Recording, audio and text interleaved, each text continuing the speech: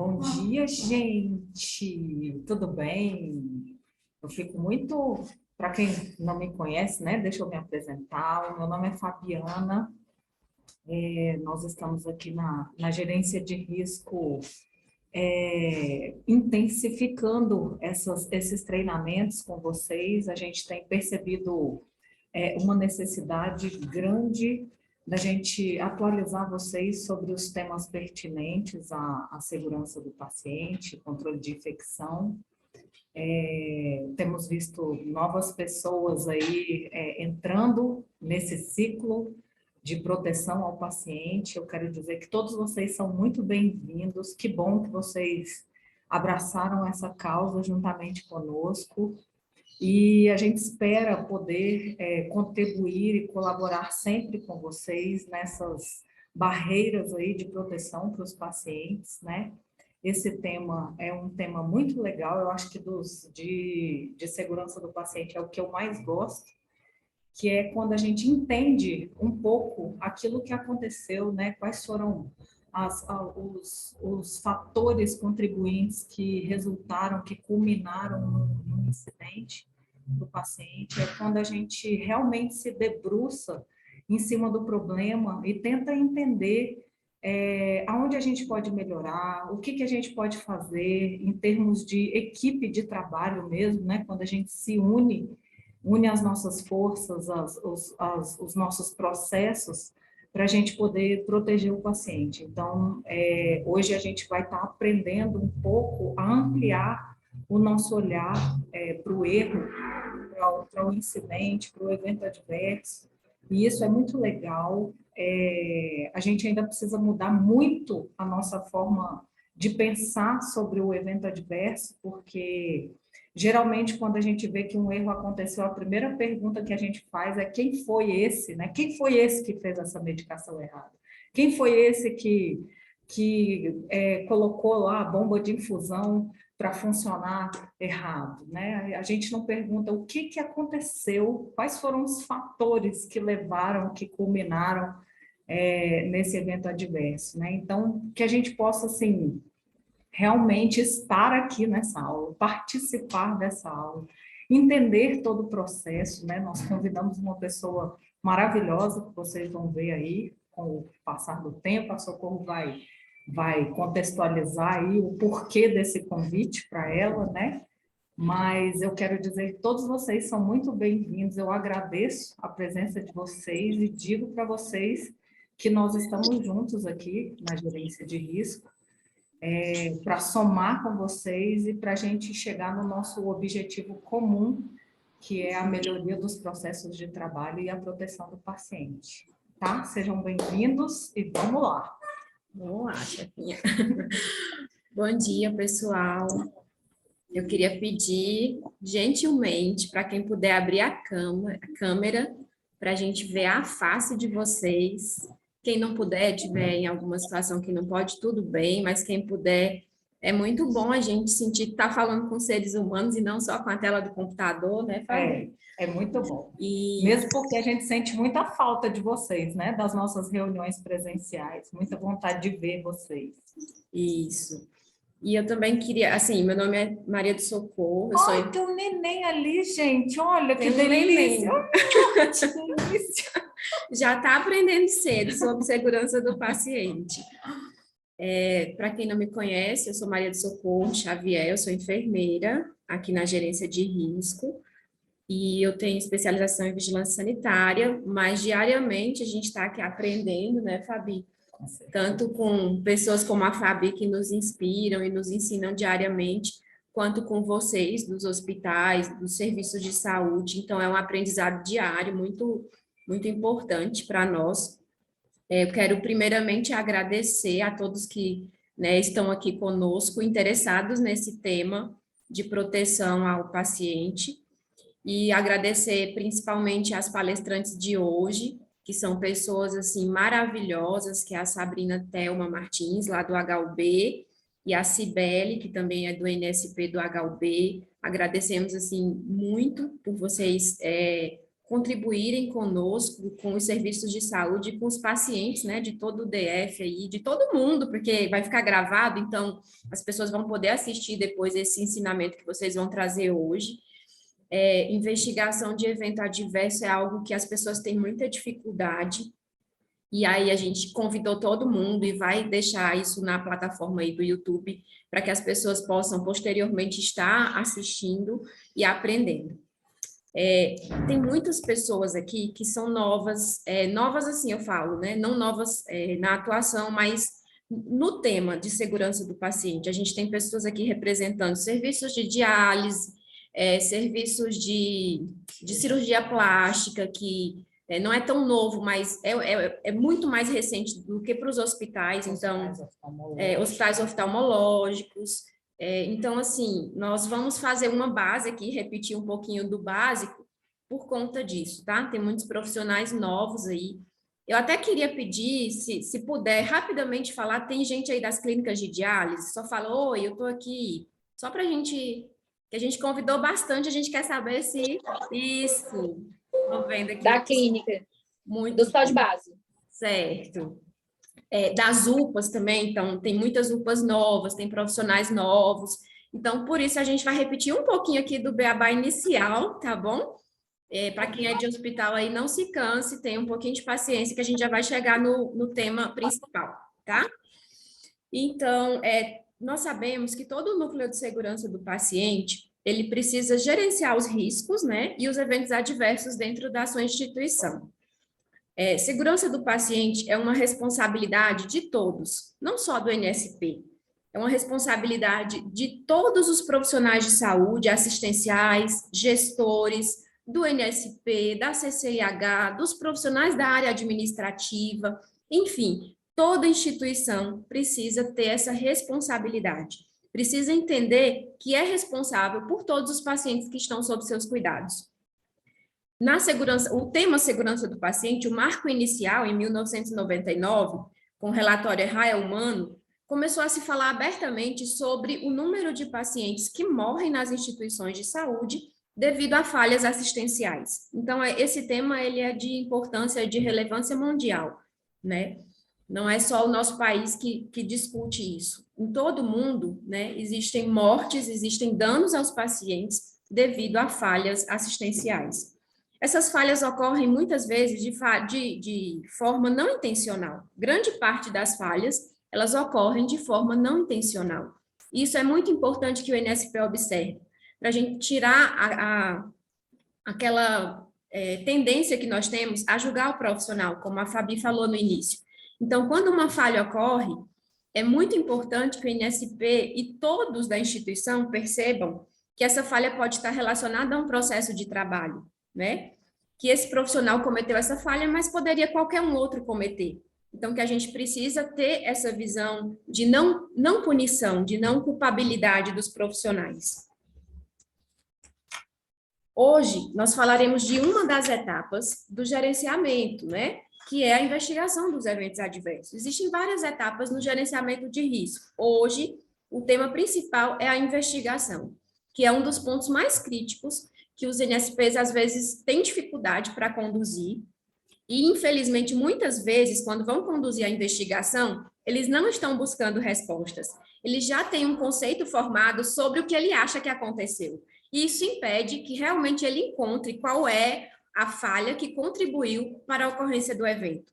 Muitas vezes nós recebemos aqui relatos de eventos adversos, investigações que já vêm concluindo, antes da investigação, já estão concluindo de que não houve falha da equipe, de que não houve falha da instituição. E isso é uma visão que limita muito, porque você não consegue perceber as próprias falhas, as próprias situações que colocam em risco o seu paciente. Então, queria, para as pessoas jovens, para as pessoas que ainda não têm esse entendimento, primeiro, sensibilizá-los de que a investigação é importante para você identificar essas falhas, esses fatores que contribuíram, para você conseguir intervir e que isso não aconteça novamente.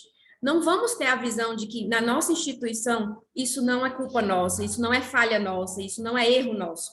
Porque se a gente pensar dessa forma, A gente vai ser até feliz, mas a gente vai estar enganado, né? Porque quando você não procura as falhas, você não encontra, mas elas existem, elas não deixam de existir por isso.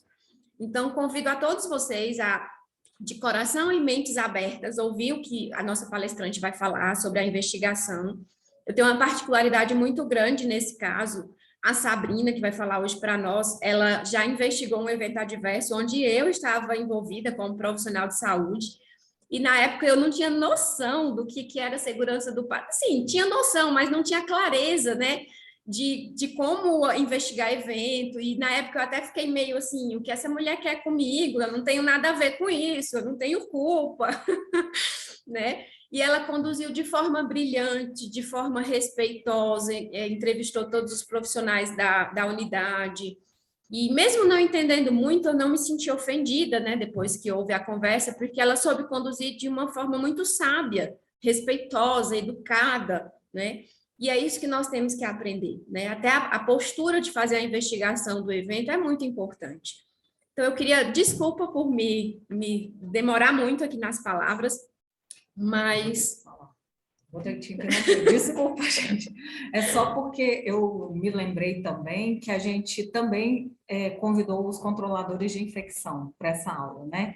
E nós, controladores de infecção, principalmente aqueles das antigas, como eu, a gente não tem essa tendência de investigar uma infecção, porque a gente olha e fala, ué, infecção é infecção, gente, aconteceu, né? A gente não vai a fundo investigar por que que um paciente desenvolveu uma infecção primária de corrente sanguínea, por que que um paciente desenvolveu uma infecção de sítio cirúrgico. A gente não para fazer realmente uma investigação minuciosa do caso. Se esse paciente for a óbito, então, né? Aí a gente fica, não tenho que notificar lá para a Anvisa e tal, não é uma notificação compulsória. Então, a gente quis que vocês estivessem aqui hoje para a gente tentar também desenvolver essa metodologia de investigação, entender por que que os nossos pacientes ali dentro da UTI, do centro cirúrgico, estão desenvolvendo infecções, né? Em que a gente, como profissional, pode melhorar nos nossos processos de trabalho para a gente interromper esse processo infeccioso que tem tanto impacto, né? Que na verdade é um evento adverso muito conhecido por nós, mas que a gente realmente, como controlador de infecção, não desenvolveu essa prática da investigação. Então, por favor, aproveitem dessa aula, porque ela vai agregar muito conhecimento para nós. Nós que somos profissionais mais antigos, né? Vocês viram a Socorro falando aí, de repente chega uma pessoa para mim ali na assistência, para me fazer uma entrevista, o que é isso? O que esse pessoal quer comigo? Mas ela enfatizou uma coisa também que eu acho muito importante, que foi a postura, né? A postura da Sabrina. Como a Sabrina a abordou. Então, é muito importante que a gente também leve isso em consideração. Como que nós, profissionais que trabalhamos na proteção do paciente, estamos abordando os profissionais de saúde da assistência, né? Será que a gente é visto como um agregador, como uma pessoa que está ali para ajudar, ou a gente é visto como uma pessoa que está ali para apontar o dedo, para falar que a gente está fazendo errado, para falar que, né? Como é que a gente está se portando? Então, aproveitemos. Seja bem-vinda, Sabrina. Saudade de te ver pessoalmente. Fique à vontade. Bom dia a todo mundo. Obrigada, Fabi, Socorro, né, pelo convite. Vocês estão me ouvindo direitinho? Sim. Dá para ouvir? Tá.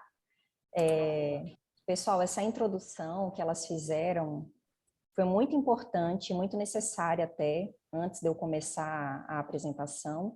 Primeiro eu quero pedir desculpa, a Cibele não pôde, tá, participar com a gente, ela está adoecida, pegou atestado, enfim, ela não pôde estar com a gente, mas a introdução que as meninas fizeram foi muito importante, porque assim, a apresentação que eu vou fazer não vai ser focada em ferramentas, né? Eu acho que a primeira coisa que a gente precisa pensar é sobre isso, assim, quando a gente investiga um evento adverso, um incidente, né, a gente vai focar nos eventos adversos, a gente está lidando com pessoas, né, com seres humanos, enfim, um paciente que sofreu um dano, muitas vezes ele pode ter ido a óbito, né, ter sido catastrófico, enfim, e um profissional que também não está bem, porque ele não queria ter cometido aquele erro, aquela falha, né, que culminou para aquele evento adverso, para aquele dano para o paciente que ele estava cuidando, enfim.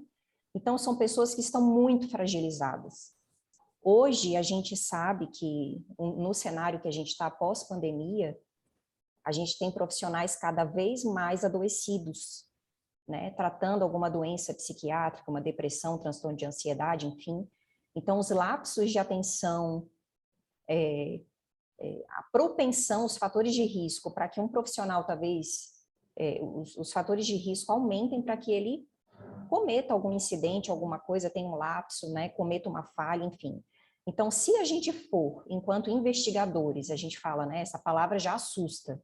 Quando a gente liga para a pessoa que a gente precisa entrevistar e fala, eu preciso conversar com você sobre um incidente e tal, a pessoa já, quando você fala a palavra investigação, então até as palavras que a gente vai usar, a gente tem que tomar cuidado, sempre fala busca de informações, não investigação, na hora que vai conversar com a pessoa, de que a gente tá buscando, né, as falhas do processo, não culpar ninguém, enfim. Então, isso, na apresentação, eu vou mostrar para vocês direitinho, mas que, antes de começar, eu queria deixar bem claro, assim, a gente está lidando de ser humano para ser humano.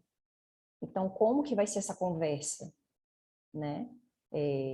De um ser humano, de uma pessoa que não queria ter falhado, de não queria que aquilo tivesse acontecido, e muitas vezes ela vai desabar na tua frente, chorando.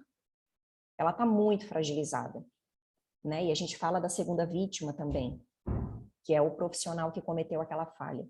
Então, se fala muito, né? Então, qual ferramenta usar? Protocolo de Londres, Ishikawa, 5W3H. A gente vai utilizar ferramentas, porque elas ajudam, mas acima disso, né, para além disso, lembrar que a gente vai usar as palavras e a gente está lidando com pessoas, tá? Então, a gente precisa ter sensibilidade. Eu vou projetar aqui uma apresentação que eu fiz. Vamos ver se está certo aqui, que é a primeira vez que eu estou projetando aqui no Zoom. Está aparecendo?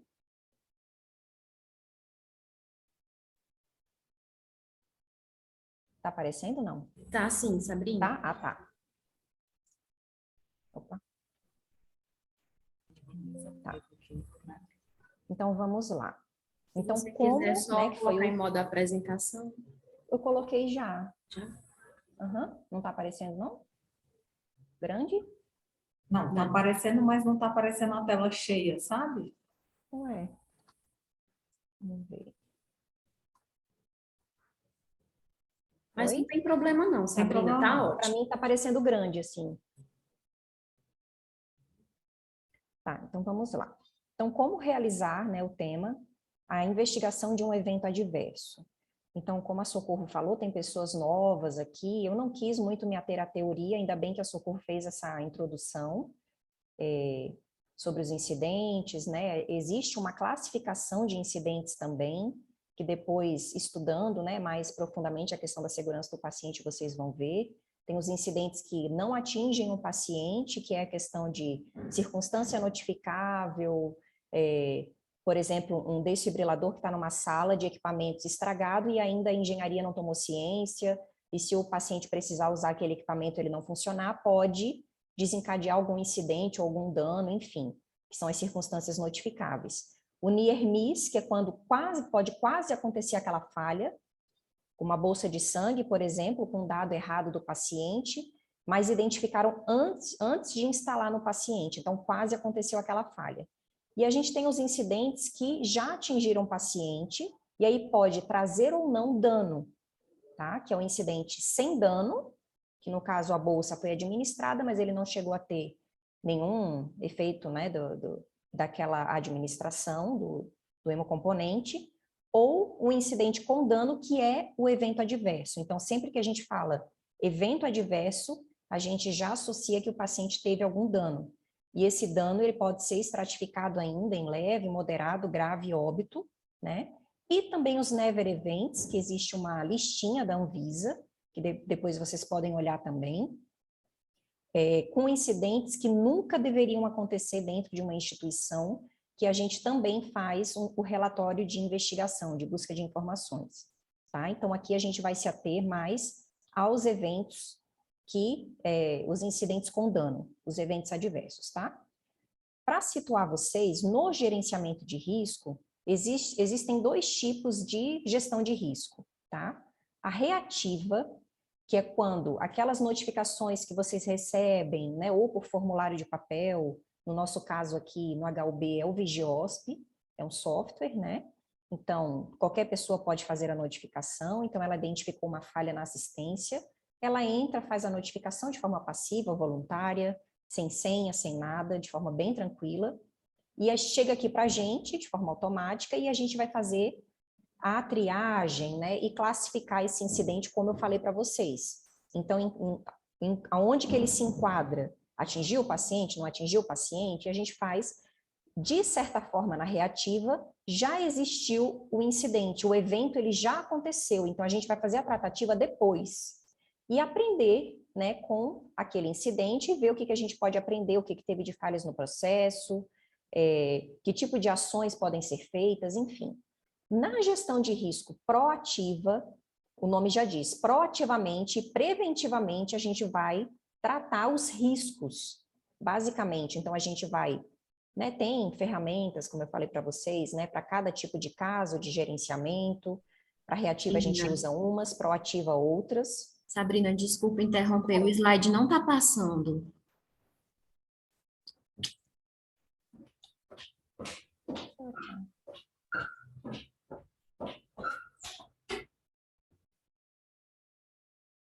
Será que eu tento...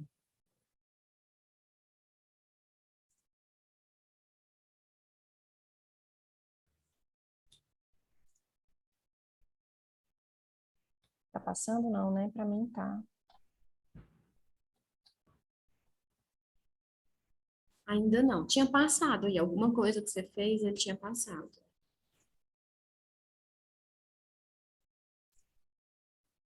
Tá passando? Não. Vocês estão vendo o quê? Tá vendo só... A primeira, a capa. Acredito que se não deixar no modo apresentação, a gente consiga ver os slides, porque na hora que você tira do modo apresentação, a gente vê o segundo slide. Assim tá passando? Tá. Tá, então vou fazer assim, né? Pra gente não perder muito tempo. Isso. Tá. Então, e na proativa, a gente vai atuar principalmente sobre os riscos, então a gente vai na área, faz reunião com a equipe, a gente já fez esse ano com a UTIM, né, com a UTI Neonatal, utilizando a questão da proativa, aí faz brainstorm junto com a equipe, né, avalia quais são os riscos na área, enfim, então preventivamente e proativamente a gente identifica os riscos para os incidentes não acontecerem. Então, só para a gente entender mais ou menos. Então, na questão da gestão de risco reativo, que é o que a gente vai se ater hoje aqui, qual é o caminho da busca de informações? Tá? Então, a gente recebe uma notificação, aqui no nosso caso, Vigiosp, a investigadora aqui da equipe, né, que nesse caso, né, atualmente é a Cibele, que está fazendo, dos eventos graves, óbito e never events, faz a triagem, né, com a revisão da classificação e assunto, então muitas vezes a gente modifica até no Vigiosp a classificação. Isso eu vou trazer exemplo bem prático para vocês entenderem, tá? Faz análise de informações, levanta a causa raiz e os fatores contribuintes para aquele incidente ter acontecido, gera um relatório no Word, bonitinho, PDF, depois a gente coloca no SEI, no processo SEI, sigiloso, com um plano de ação, notifica a Anvisa, né, nos casos que couberem a notificação, enfim, dentro dos prazos, e faz o monitoramento das ações e a recorrência do evento. Tá? Então, aqui eu trouxe um exemplo para vocês de, vamos supor que vocês receberam esse tipo de notificação na plataforma de vocês, por formulário, aí depende de como é em cada instituição. Um paciente pós-Covid com vários eventos adversos que devem ser corrigidos pela equipe médica da UTI, aí, né, destacaram a palavra médica, tá? Colocaram a unidade aqui. A PAI em pé direito, hipoperfusão, pneumotórax por passagem de catéter central. Então, você recebeu essa notificação, o que você tem que pensar primeiramente, assim? Tá, que tipo de evento é esse? Bom, o evento já aconteceu, atingiu o paciente, porque que fala que, né, provavelmente um pneumotórax por passagem errada, talvez do catéter central, hipoperfusão, né, no pé direito, o que aconteceu? Aí a gente tem que buscar no prontuário, porque a notificação, muitas vezes, ela é muito sucinta, ela não te traz tantas informações para você já entender, de fato, o que aconteceu. Nunca vai ser pela notificação, tá? Muitas vezes, o notificante, ele está querendo falar mal, né? Ou ele está muito revoltado, ou aconteceu uma situação com ele mesmo, ele está querendo falar mal, né? Do colega, enfim, ou da equipe de outra categoria, né? Como destacou a equipe médica. Então, a gente tem que tomar muito cuidado já aqui, no primeiro momento, quando recebe a notificação, para não se induzir, não se deixar levar por alguma situação específica que talvez você pessoalmente tenha passado também, com uma categoria XY, tá? Ou numa unidade, enfim. Então, já tem que ter imparcialidade desde o momento que recebe a notificação. Então, aqui, né, ele retrata depois na questão da causa, né, que teve óbito, enfim. Então, é um incidente com óbito, tá? Mas aí a gente tem que, então esse pneumotórax levou a óbito. Não, a gente não constata nada aqui. O que a gente vai fazer durante a investigação é isso, é elucidar várias dúvidas. A gente vai juntando as pecinhas do quebra-cabeça para ver a figura depois formada e tentar entender e tentar tratar da melhor forma esse incidente. Então, qual que é o primeiro passo? Então, é a triagem. Saber as condições clínicas atuais do paciente. Nesse caso, né, do exemplo que a gente trouxe aqui, foi um óbito. Então, fatores atenuantes, a segunda pergunta ali, né, o que é necessário fazer de imediato para reverter, minimizar o dano, nesse caso foi catastrófico, né, até então a gente está associando ao óbito, aí a gente tem que realmente validar isso com a investigação. De primeira, assim, solicitar prontuário, tá? Porque ele é uma das peças que a gente vai realmente pegar no dia do incidente, ler tudo direitinho, exames, evoluções, tá? No prontuário eletrônico ou físico, os dois, enfim. Verificar se há risco de imagem, porque o que é o gerenciamento de risco? Ela envolve também a imagem institucional. Se tem risco de mídia, de, né, várias questões, porque quando vai para a mídia, ela não tem aquele caráter de, não, gente, né, o funcionário não tem intenção de errar, né, coisas que a gente sabe que é assim, né, na segurança do paciente, muitas vezes a gente sabe, a maioria dos erros são não intencionais, mas quando vai para a mídia, ela quer o quê? É Ibope, né, então tem o risco para a imagem institucional. É necessária interface com a família? Se sim, quem fará? Então, tem a questão do disclosure também, que eu vou trazer aqui para vocês entenderem melhor. Então, a primeira etapa é essa da questão da triagem, fazer essa avaliação geral e já pedir o prontuário. E o segundo passo é identificar que tipo de investigação vocês vão fazer. Porque a gente tem 3 tipos, tá? Tem a concisa, a compreensiva e a independente. No caso que a gente trouxe, como é catastrófico, seria a independente, tá? O que é a concisa? Ela envolve os incidentes desde circunstância notificável, como eu falei para vocês, algum potencial risco na área, não atingiu o paciente, assim como near-miss, incidente sem dano e o evento adverso com dano leve. Então, ela vai até o dano leve. Ela deve ser conduzida, eu até destaquei aqui com cores, tá? Tanto a concisa quanto a compreensiva. Ela deve ser conduzida aqui, né, no nosso caso, e por treinamentos que a gente foi, por benchmarking que a gente fez também, é conduzida pela própria chefia da área responsável pelo, né, o local que aconteceu o incidente. Eu vou mostrar para vocês como que a gente faz.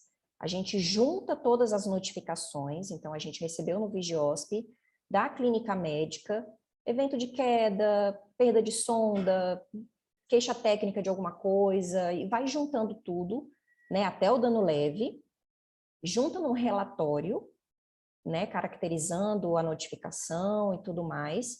No final, a gente sugere ações, enquanto núcleo de segurança do paciente, né, com a nossa experiência e tudo mais.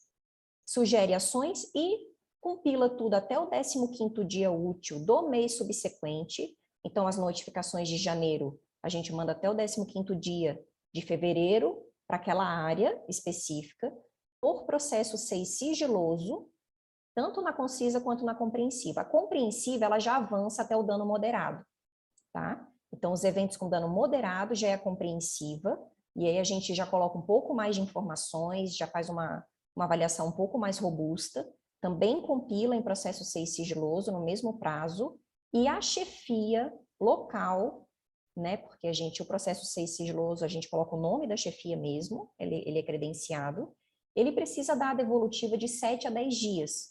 A gente pede um prazo diferente de acordo com o potencial risco de dano que aquele incidente tenha tido, enfim. E ele responde com as evidências do que ele fez, de reuniões que ele tenha discutido aquela notificação, enfim. Para os incidentes que chegam, que tenha tido dano grave, óbito e os never events, já é conduzido, então, pela unidade de gestão da qualidade e segurança do paciente, tá? Pelos nossos investigadores aqui. Aqui, desses, concisa e compreensiva, a gente tem uma pessoa para fazer e a independente uma outra pessoa. E aí, sim, aqui a gente gera todo aquele relatório, né, com as informações, que eu vou dizer para vocês quais são, que devem ter nesse relatório. E depois que tem um prazo de 60 dias, a gente também gera o PDF, faz o processo 6 sigiloso, tudo sigiloso, né, para encaminhar para as áreas, superintendências, gerências, divisões, e aí já é num nível mais alta gestão também, nesse caso aqui, tá? Além das áreas responsáveis. Então, essa é a carinha dos relatórios da concisa e compreensiva, tá? Aqui eu só peguei um pedacinho, mas é um Word, né? Um PDF. Ele é grande, lá embaixo tem ações também de sugestões de melhorias. Então, tem a notificação que veio do Vigiosp, a data do incidente, qual que é a descrição do incidente e o grau de dano aqui, se é sem dano, circunstância notificável, e encaminhamos via SEI. Agora, né, voltando para a questão do evento adverso, do incidente com dano, aquele que nós estamos investigando, que eu trouxe o exemplo para vocês. Então, foi solicitado o prontuário, ele chegou.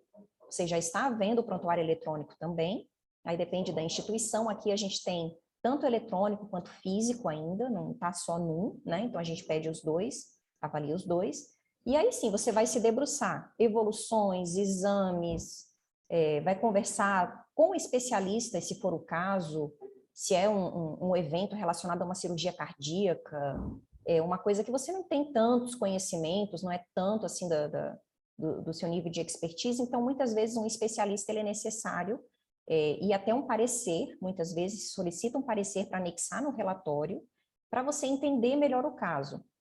Então você já teve ali o relato do notificante, você já avaliou o prontuário, você já está juntando mais pecinhas e já está tentando enxergar melhor aquela figura que vai aparecer ali, que não está tão clara ainda. Para completar mais esse quebra-cabeça, tem a questão da entrevista com os profissionais de saúde envolvidos. Aqui são as pessoas de fato que naquele dia do evento, tanto pessoas que estavam no evento, quanto colegas, o máximo de pessoas que vocês conseguirem entrevistar melhor. Quanto mais rápido for esse contato com essas pessoas mais próximo do evento, melhor, porque está fresco na cabeça da pessoa, ela vai lembrar mais as informações. E, se aplicável, aí eu vou falar para vocês qual seria o caso, tá? Entrevistar também, conversar com o paciente, familiares, enfim, fazer o disclosure também, que nesse caso, como foi um óbito, tá? Ele seria necessário sim. Sempre que tem um incidente com dano, o disclosure ele é necessário, tá? Que é esse pedido de desculpas, né, para o familiar, e eu vou falar para vocês um pouquinho mais à frente.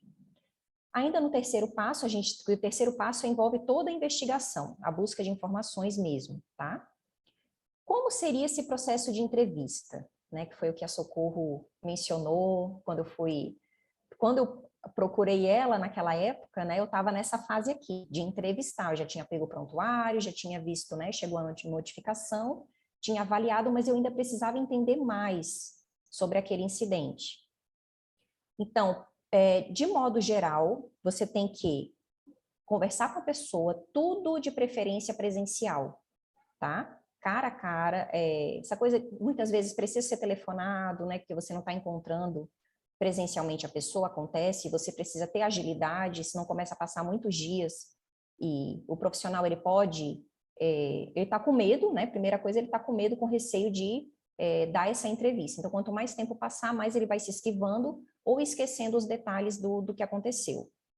Então, presencialmente você marca, né, com a pessoa o melhor dia, o melhor horário, explica, né, eu sou, né, do núcleo de segurança do paciente, da unidade de gestão da qualidade, enfim. Eu estou aqui para entender, a gente recebeu uma notificação, então eu estou aqui para, como você estava no dia, né, de que aconteceu esse incidente, eu estou aqui para a gente, juntas, tentar entender melhor o que aconteceu de falhas no processo, para levar essa falha, a esse incidente ter acontecido. Eu sozinha, eu não vou conseguir, né, então eu preciso da sua ajuda.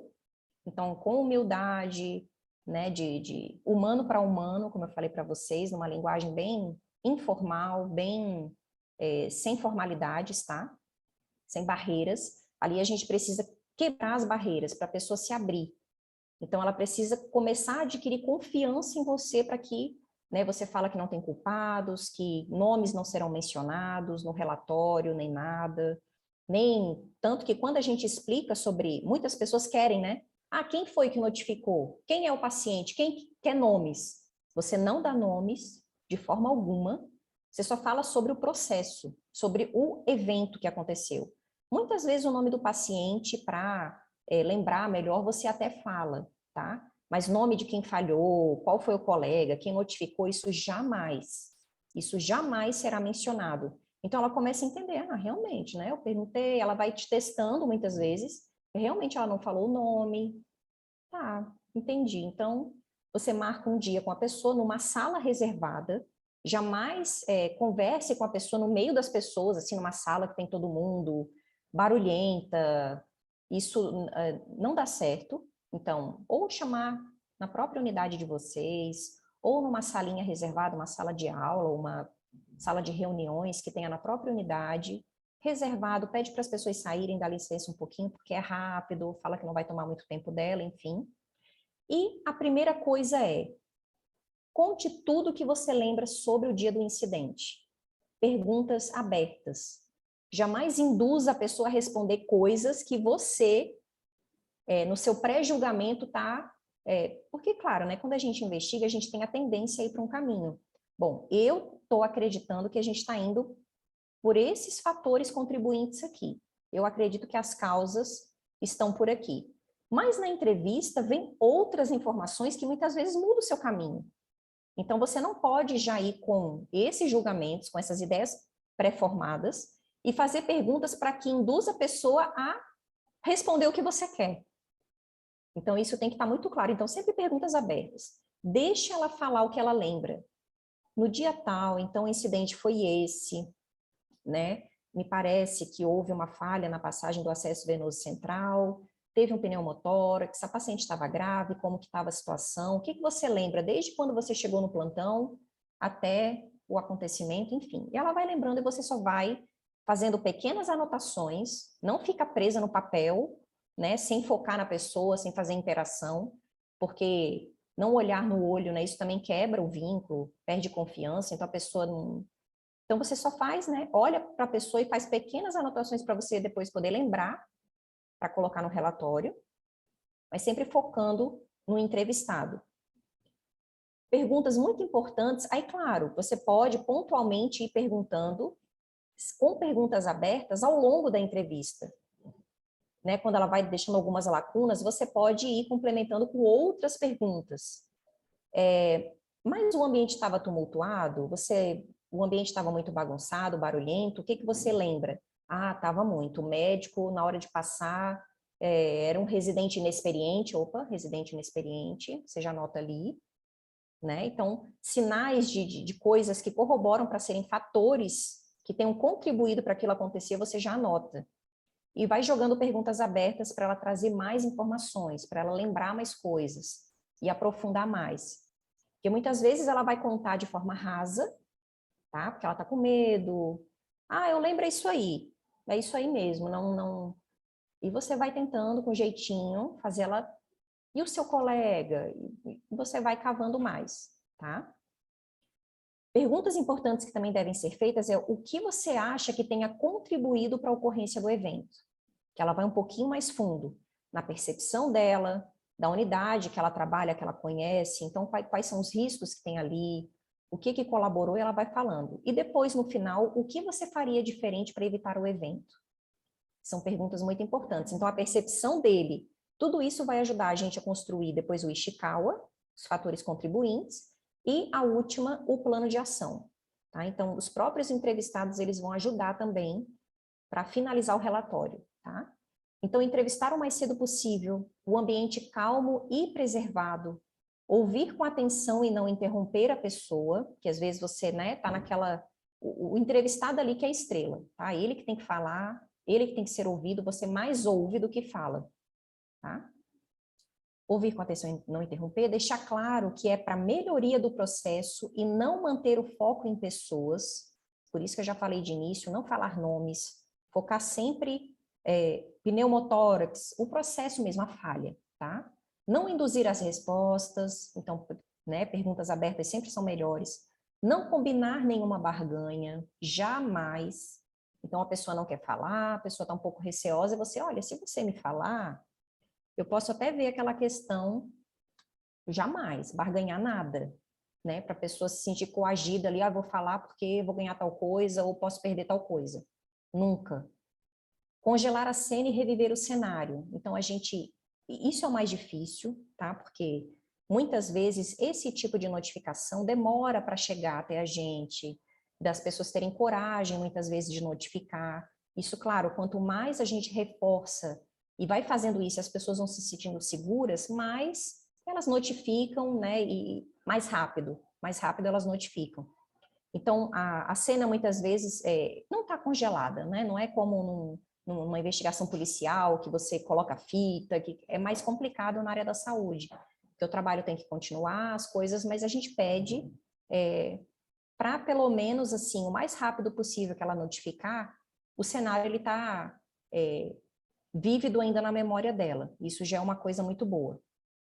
Esclarecer dúvidas, então, que dúvidas vão ter várias, por medo, que não quer falar do colega, medo que aconteça alguma coisa com o colega, enfim, deixar ele bem tranquilo. E questionar se, na visão do profissional, há oportunidade de melhoria ou algo que possa ser feito de diferente, que é aquela pergunta final que ajuda até elaborar o plano de ação. Então, aqui a entrevista é só um exemplo que eu trouxe para vocês. Então, sempre que colocar no relatório, jamais coloca nomes. O único nome que vai aparecer é do paciente.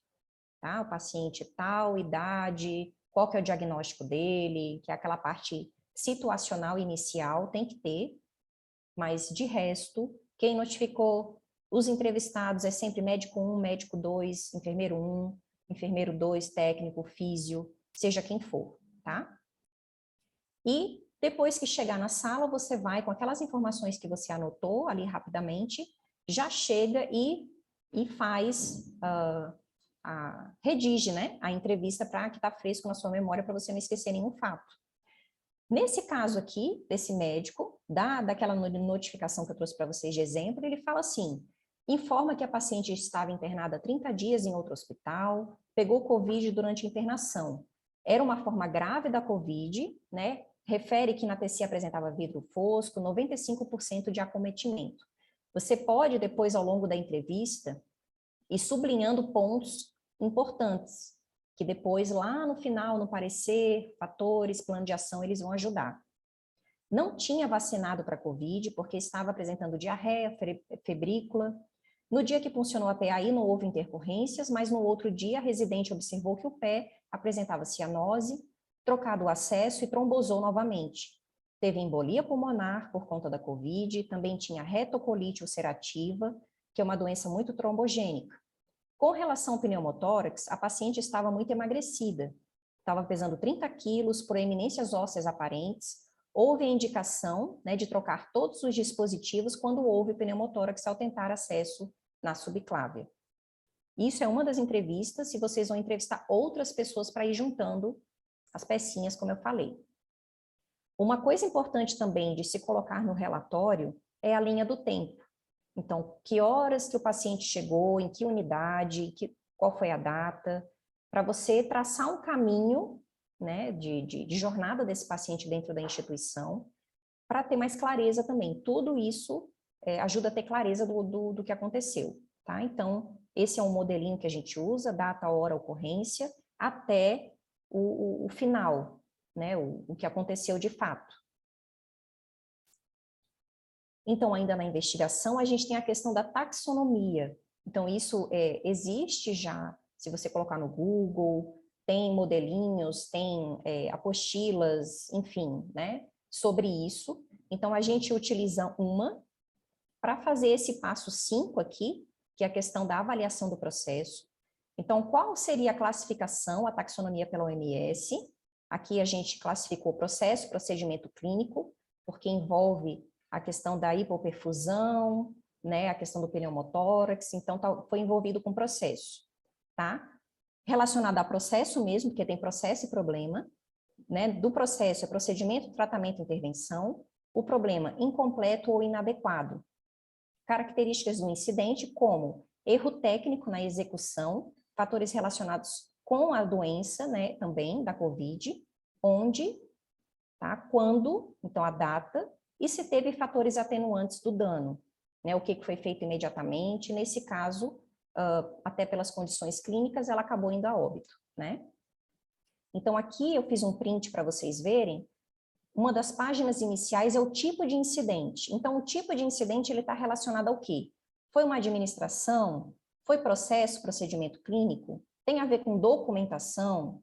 Né? Infecção associada a algum cuidado em saúde? É medicação? Foi uma falha, né, em administração de medicamentos? Tem a ver com sangue? Dieta? Então aqui a gente já escolhe qual seria o tipo de incidente. Aqui no caso foi processo, procedimento clínico. E aí você vai em processo, procedimento clínico, tá?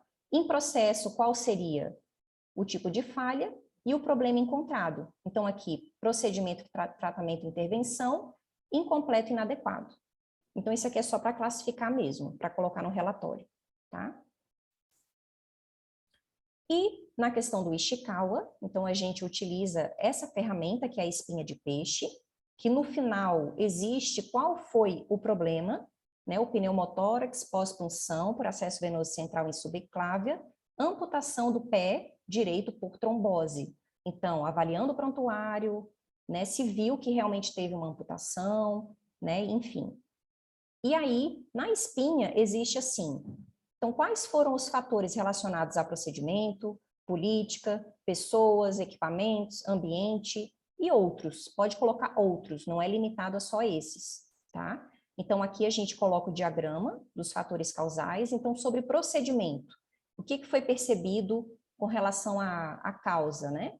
Falha na execução do acesso venoso central em subclávia, escolha de local de punção com risco de pneumotórax. Política não tinha. Pessoas, fatores relacionados com a doença, né? Pessoas aqui envolvem também o paciente, então ele já chegou grave, né, com a questão da COVID. Equipamentos e ambiente, não se identificou nenhuma causa potencial para esse incidente aqui, esse evento. Qual seria a causa raiz? E aí no final, quando você tiver, né, fez o brainstorm, você reúne com pessoas estratégicas, para essa parte aqui, daqui para o final, o ideal é que sejam pessoas não envolvidas com o incidente, para não ter viés, para não ter aquele conflito de interesse. Então, você reúne pessoas, tá? Especialistas ou, enfim. Você pode até montar um grupo de investigadores, montar um GT e deixar fixo na instituição. A gente já teve esse formato, agora a gente vai chamando de forma aleatória para participar. E como a gente tem profissionais da qualidade, aqui os infectos, a gente chama muitas vezes pessoas até da equipe aqui para fazer essa parte. Então a gente reúne e é feito um brainstorm.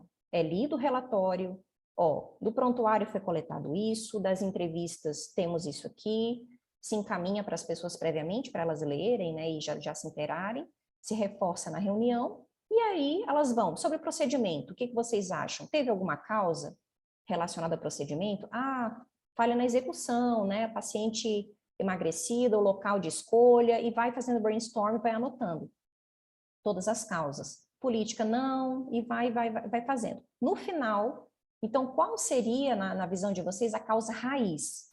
Aquela causa base que, se ela não tivesse acontecido, talvez os outros, né, porque é uma reação em cadeia, muitas vezes a gente sabe do queijo suíço, talvez o evento não tivesse sido catastrófico, não tivesse, né, aí foi escolhido, né, a falha na punção mesmo do acesso venoso, teve essa falha, e a questão do próprio distúrbio de coagulação decorrente da COVID. Isso é uma causa potencial.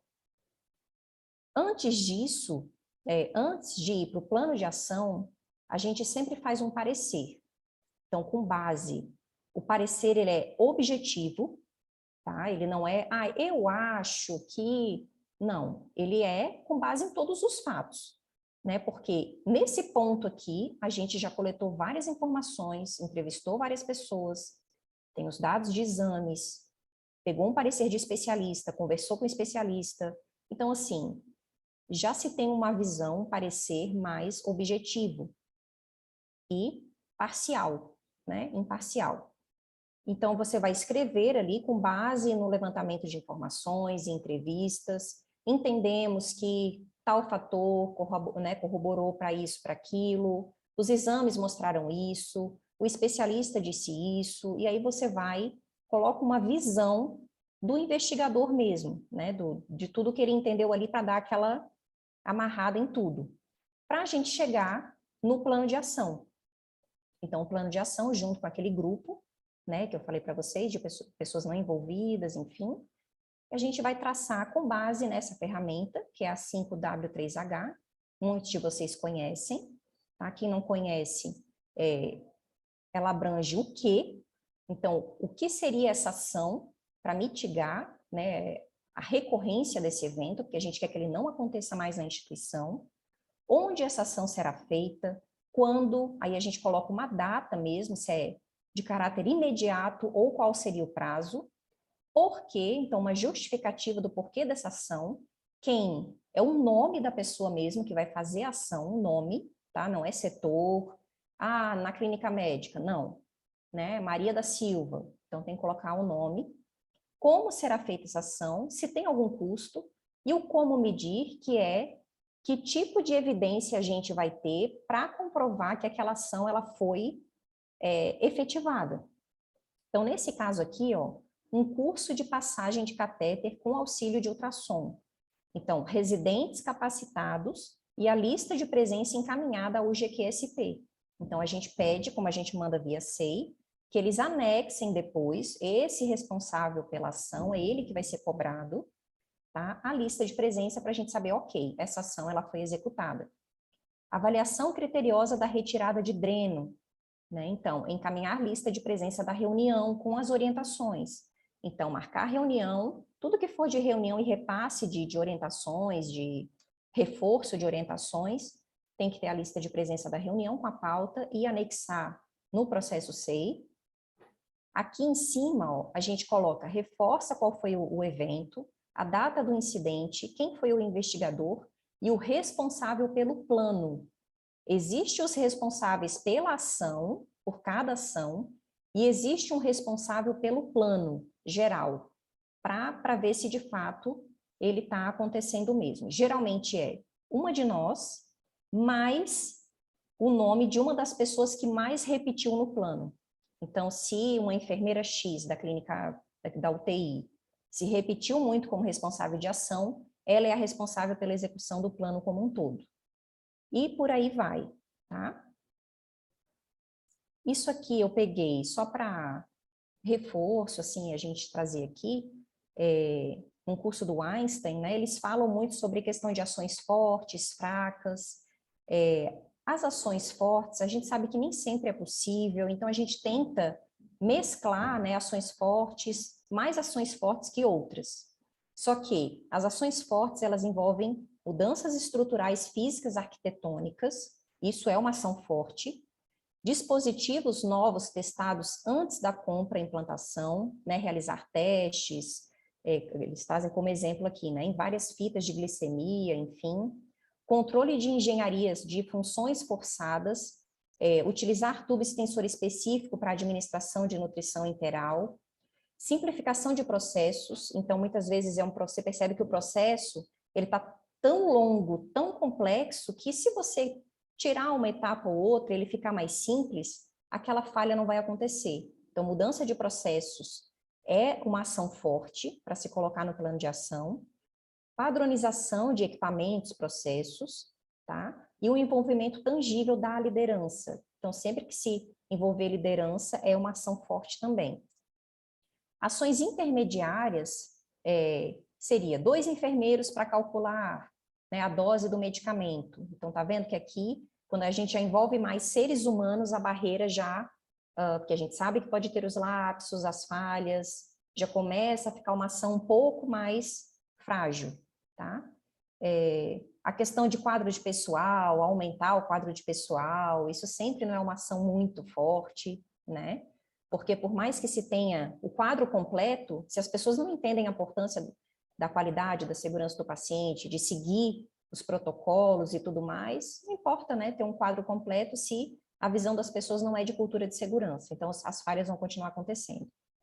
Eliminar ou reduzir distrações, treinamentos baseados em simulação, é uma ação intermediária, checklist, eliminação de aparência e sons parecidos, ferramentas de comunicação padronizadas, melhoria em documentação e ações fracas. Dupla verificação, avisos, colocar aviso, novo procedimento, memorando uma nova política e treinamento. Então, assim, eles colocam como ações mais fracas, tá? A questão do treinamento, a gente sabe que hoje, esses treinamentos de sala de aula, que você leva a pessoa para uma sala, né, fala, e aí entenderam, passa um pré e pós-teste, ele, não que não tenha que acontecer, às vezes, é a única forma, atualmente façam, né, a gente faz também aqui via Teams, presencial, só que o mais adequado, né, a gente sabe por projetos de melhorias que tem do Ministério da Saúde, é você fazer o treinamento in loco. Então, durante a assistência, a pessoa está lá passando uma sonda e o treinador, né, a pessoa está lá, por que você não fez antisepsia da pele? Por que, enfim, você ir questionando e treinando a pessoa in loco, né, tirar a pessoa uns minutinhos da assistência, discutir algumas coisas, que ela acaba sendo um treinamento mais forte. E de simulação realística é até uma ação intermediária, né?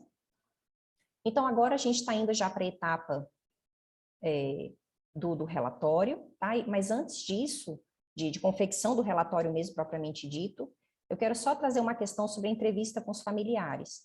Isso é uma coisa que aqui no HUB a gente ainda está fortalecendo, né? A gente está indo devagarinho, porque é um assunto delicado, nunca é simples, já não é simples você ter que lidar com todo mundo fragilizado, os profissionais, né? Segunda vítima, e ter que envolver o familiar ainda, né? E o paciente, muitas vezes, que sofreu algum dano, é mais complicado ainda, mas se fala muito da questão do disclosure, tá? Então, sempre que, de acordo com esse guideline aqui do Canadá, tá?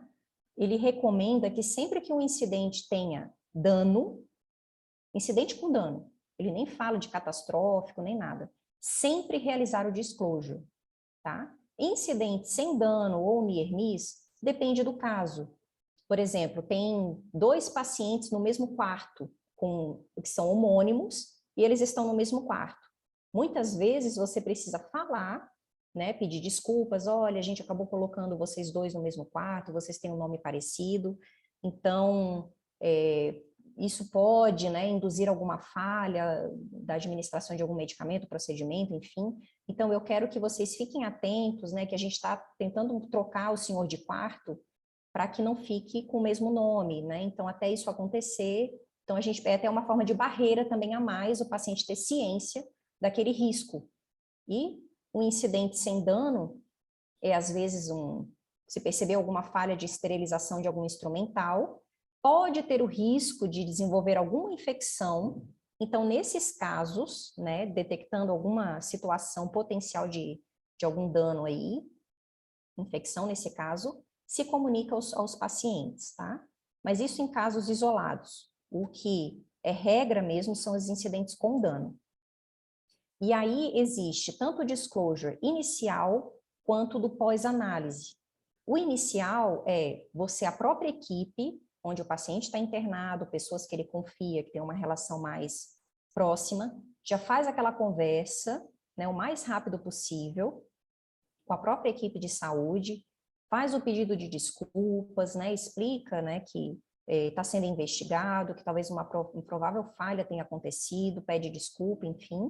E no pós-análise, que aí a equipe do núcleo de segurança do paciente já está envolvida, porque ela fez toda aquela investigação, que já tem todos os fatores contribuintes, ela vai dar mais detalhes e fazer um segundo pedido de desculpas. Então, aqui eu trouxe para vocês. Então, o inicial, realizar no máximo em 48 horas após o incidente, pedir desculpas, nunca falar erro, por isso que eu falei, né, que tomar cuidado com as palavrinhas que são usadas, porque muitas vezes pode piorar a situação, então erro, né, evitar esse tipo de palavra, evitar culpa e especulação sobre o ocorrido, não se sabe nada, não se fez investigação ainda, então não fique dando, olha, é provável que tenha acontecido isso e aquilo, não. É o mínimo de palavras possível, é só aquele pesar mesmo pelo que aconteceu, né? Fala que isso está sendo, as informações estão sendo levantadas e tudo mais, dá o suporte emocional, que é muito importante nesse momento, enfim, tá? E aqui, nesse caso, é montado um time muitas vezes pode ser acionado jurídico também para dar um suporte. Esse time tem que ser pessoas que o paciente pode escolher também, tá? Pessoas mais próximas do acontecimento do incidente e tudo mais. E no disclosure pós-análise, aí já envolve gerência, se necessário, né, alta gestão, de acordo com o grau de dano. O apoio emocional, ele continua durante todo o processo. Reforço ou correção de informações das reuniões, tá? Informações factuais e objetivas adicionais.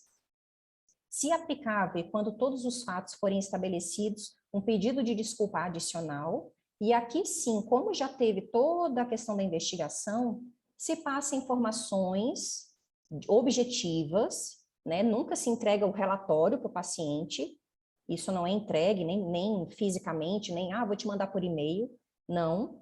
É só realmente, se fala dos fatos que mais, objetivamente, você teve certeza ali do que aconteceu, você pede novas desculpas e tudo mais.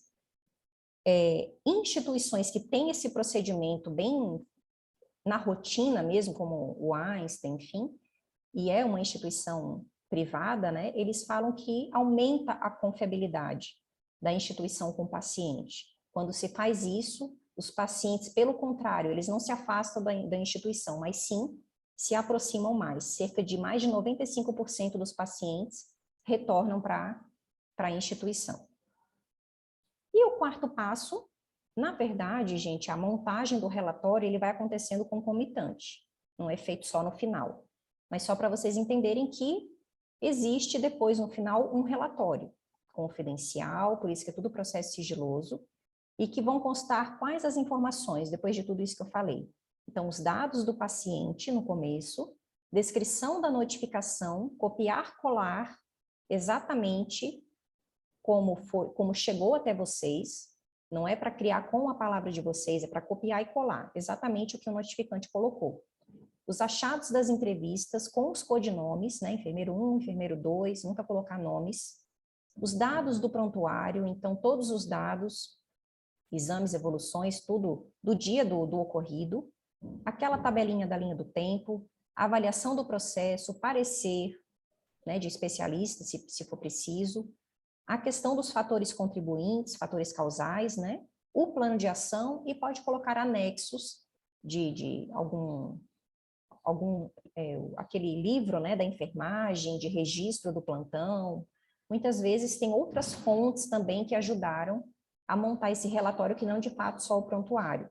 Pode colocar a foto escaneada daquela página como anexo também.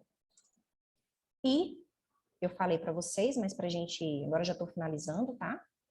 Não menos importante, então a gente sabe que o profissional, na maioria dos casos, ele não tem a intenção de cometer aquela falha. Então ele está muito sensível, então precisa-se também, ao longo disso, a gente não pode esquecer do profissional, da unidade, muitas vezes pelo colega, a unidade inteira fica fragilizada, fica sensível, preocupada, tá? Então, identificar os colaboradores que necessitam de apoio emocional também e encaminhá-los para serviço especializado, estabelecer um programa de apoio psicológico aos profissionais. Aqui dentro a gente tem um fluxo pelo SOST, né, um ramal e tudo mais que a gente pode encaminhar os profissionais que a chefia, supervisores entendem que eles não estão bem, adequar atividades e descanso se necessário. A gente já teve casos que o profissional a gente encaminhou e ele recebeu o atestado, então ele ficou um tempo afastado para se recuperar, tá? Orientar os profissionais na comunicação com a família e com o paciente, envolver os profissionais na revisão do evento como forma de estimular o desenvolvimento de melhorias no processo. Então, quanto mais a gente conseguir envolver as pessoas, mais eles vão sentir confiança no processo e entender que é possível a gente realmente aprender com o erro, né? Faz parte da cultura de segurança e no final, para isso, o que importa é isso, né? A gente conseguir melhorar e fazer com que aquele evento não aconteça novamente. E, se possível, também fazer uma divulgação na área desse relatório. A gente está nessa etapa também de fazer não só encaminhar e conversar com a área, envolvidos e tudo mais, mas também posteriormente para os demais, pessoas que às vezes nem ficaram sabendo, ou, né, que isso aconteceu, ou que estava sendo investigado e tudo mais, levar como uma forma de, olha, gente, o que a gente aprendeu com isso? Desse incidente, o que a gente conseguiu melhorar, e promover uma discussão mesmo na área como forma educativa. Então, seria isso que eu tinha para trazer para vocês.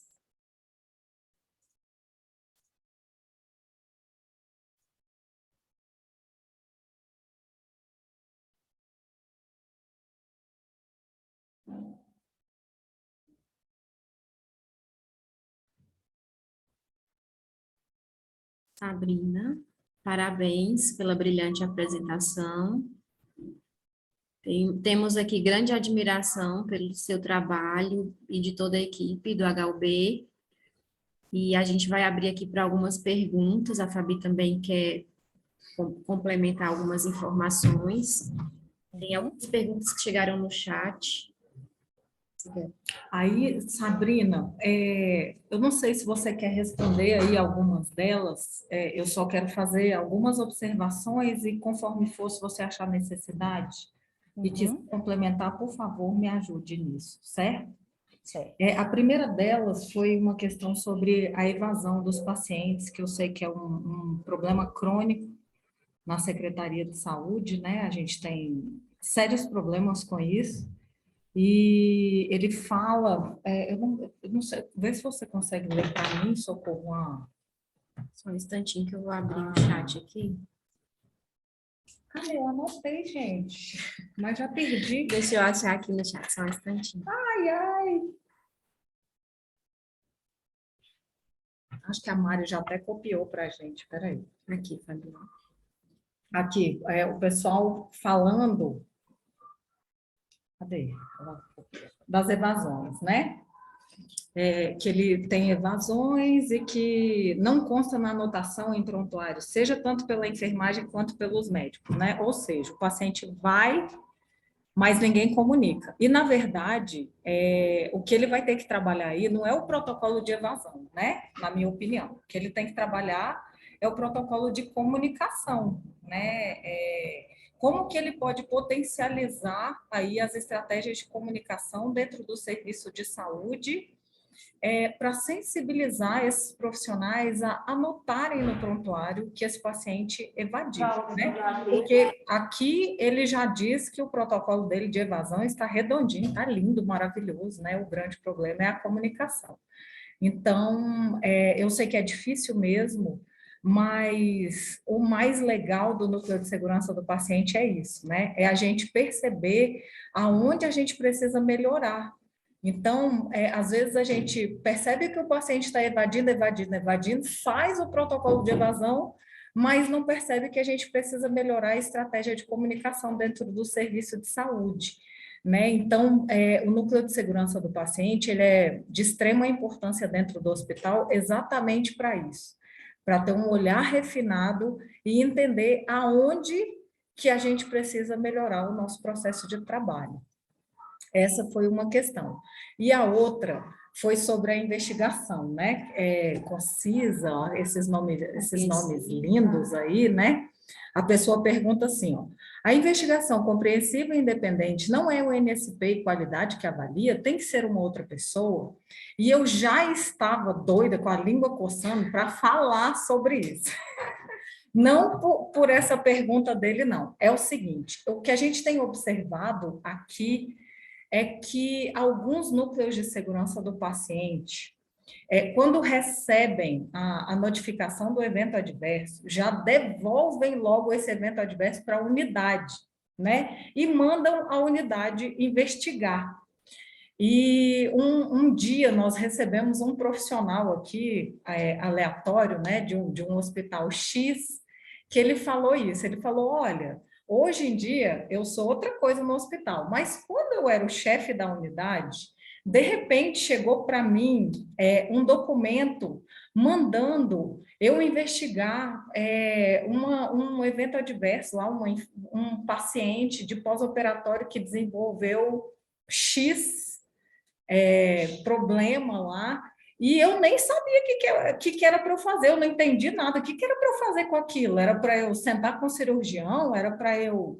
Eu não sabia o que fazer.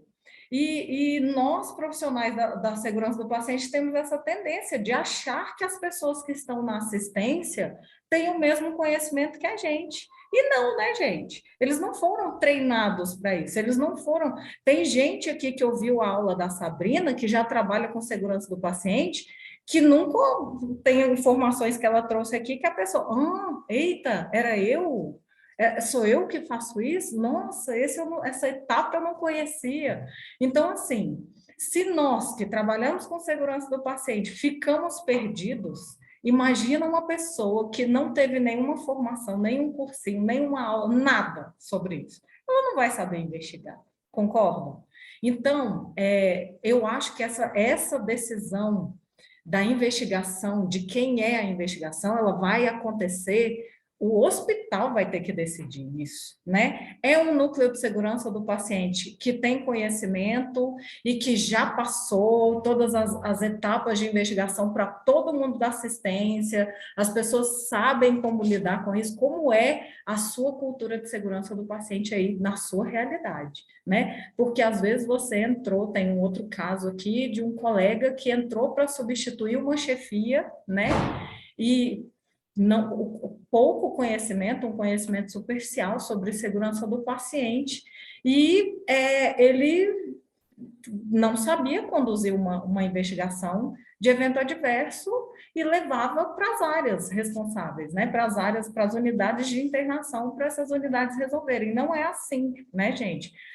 O núcleo de segurança do paciente, ele é a pessoa que está ali junto da equipe assistencial para ajudar nesse processo de investigação, para conduzir, para mostrar quais são as melhores estratégias, né? Para estar ali no momento da entrevista, pegando o gancho da entrevista também, é uma coisa que a gente tem uma tendência de ir para essa entrevista já julgando, né, achando um absurdo aquele evento adverso, e a gente tem que tomar muito cuidado com isso, muito cuidado, porque a condução dessa entrevista, a forma que a gente conduz, vai ser, quanto melhor a maneira da gente conduzir, mais informações nós vamos ter desses profissionais, né? E eu trago aqui também para vocês uma experiência que a gente teve, na época que eu era do Núcleo de Segurança do Paciente, lá no HMIB, a gente teve um evento adverso muito que mexeu com todo mundo dentro da UTI neonatal, né? Foi um caso muito triste, mas que quando a gente sentou como equipe para conversar com a equipe assistencial, né? Que a gente envolveu ali todos os profissionais da equipe, uma equipe multiprofissional, a gente sentou para falar do caso, sentou para discutir. Eu nunca vou esquecer da importância que os técnicos de enfermagem tiveram nessa reunião. Eles foram os profissionais que mais trouxeram ações de melhorias para a gente. E eu achei aquilo muito legal. Porque eu acho que o técnico de enfermagem ele é de extrema importância no processo de investigação e construção do plano de ação, porque ele é o cara que está ali todo dia, toda hora, ele conhece todo o processo assistencial, em termos de equipamentos, medicamentos, rotina da unidade, ele está ali, ele conhece o dia a dia, não é uma pessoa lá do núcleo de segurança do paciente que acha que tem que ser assim, né? Não, ele fala, não vem com essa ação aqui para mim, não, que isso aqui não vai dar certo, na nossa rotina a gente não tem tempo de fazer isso, por que a gente não faz assim, né? Então, é uma construção, gente, é uma participação da equipe todos têm que estar envolvidos. Lembra da fala da Sabrina? A segurança do paciente é uma responsabilidade de todos, não é só de um pessoal de uma sala, não é só de quem está ali da assistência, são todos os profissionais que estão ali dentro do serviço de saúde, né? Quer ele, um profissional, eu vi aqui que tem uma arquiteta participando da nossa aula, eu achei o maior barato, porque, na verdade, olha o impacto que o ambiente físico ele tem para a gente proteger esse paciente, né? Olha só o quão é importante a gente estar levando em consideração até a maneira que a gente vai reformar ou construir uma unidade de saúde para trazer a proteção para esse paciente, para esse familiar, para esse profissional, né?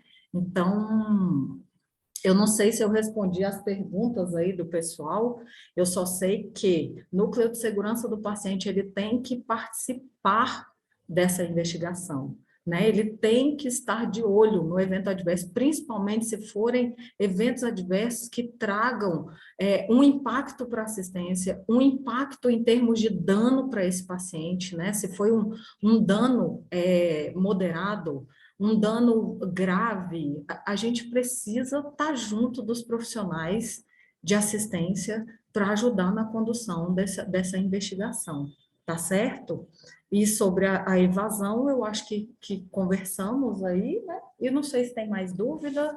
Sabrina, se você quiser complementar. Não, Fabi, foi ótima a sua fala. A Pri mandou aqui, peraí. Os slides serão disponibilizados. Tá? Gente, a gente acabou de receber a notícia maravilhosa que todas as redes sociais aí vão ter que ser desativadas porque a gente está no ano eleitoral, né? E a forma que a gente tem de divulgar essas aulas o YouTube que a gente criou aí da Geris, única e exclusivamente para divulgar as nossas reuniões e as nossas aulas para vocês. Então, a gente vai ter que ver qual vai ser a estratégia que a gente vai criar aí para poder disponibilizar. Mas, Sabrina, se você puder disponibilizar a sua aula em PDF para a gente já mandar para o pessoal, quiser colocar no nosso grupo lá de segurança do paciente, se for possível, a gente agradece.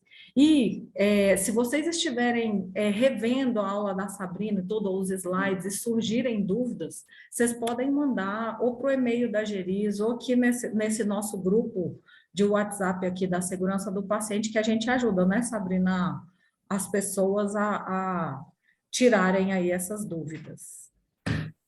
Peraí, a dúvida era essa. Peraí, que a Priscila tá que tira foto aqui para mim, gente. Quando você faz relatório, você divulga para que grupo? O relatório pós-investigação O relatório pós-investigação ele tem que ser divulgado para a alta liderança, né? O diretor do hospital ele tem que estar a par e para a unidade onde aconteceu o evento adverso. A unidade onde aconteceu o evento adverso, você tem duas maneiras de divulgação. Uma é você passar apenas para o chefe da unidade, que eu acho que não tem impacto nenhum. A outra é você sentar com a equipe multiprofissional e trazer esse relatório, trazer essa discussão, né, e revisar o plano de ação para ver se o plano de ação está rodando, deu certo, se teve que acertar aí alguma ação, né? Isso é muito importante. A conversa com a equipe é muito importante. Qual a estratégia para envolver? Eu vou deixar a Sabrina falar, porque senão só eu falo. Sabrina, olha essa, ó. Qual as estratégias para envolver a equipe, considerando que vocês são hospital de ensino? Então, né, a questão do hospital de ensino tem os prós e os contras, né?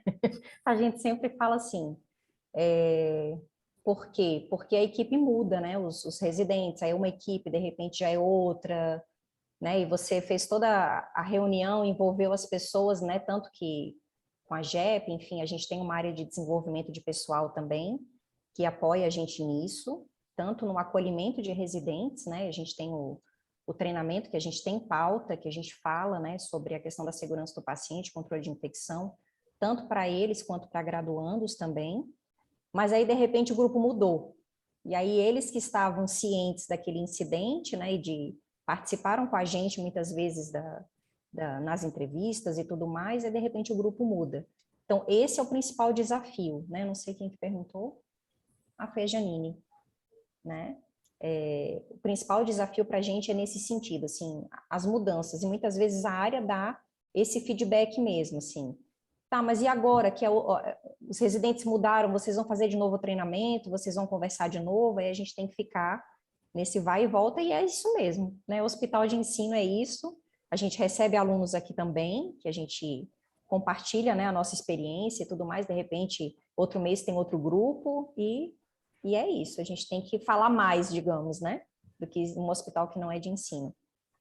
Sabrina, tem uma outra pergunta aqui da Marília, perguntando sobre os danos não preveníveis.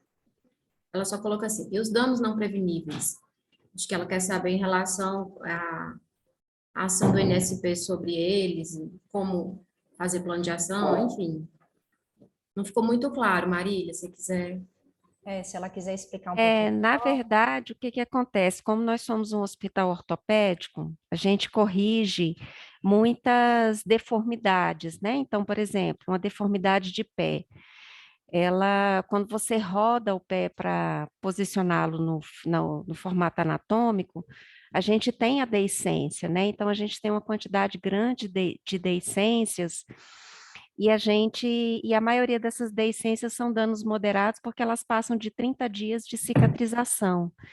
Então, às vezes tem meses que quando a gente aumenta esse quantitativo, me dá uma angústia, porque eu não sei como abordar a equipe, né? Já que o dano nem sempre é prevenível.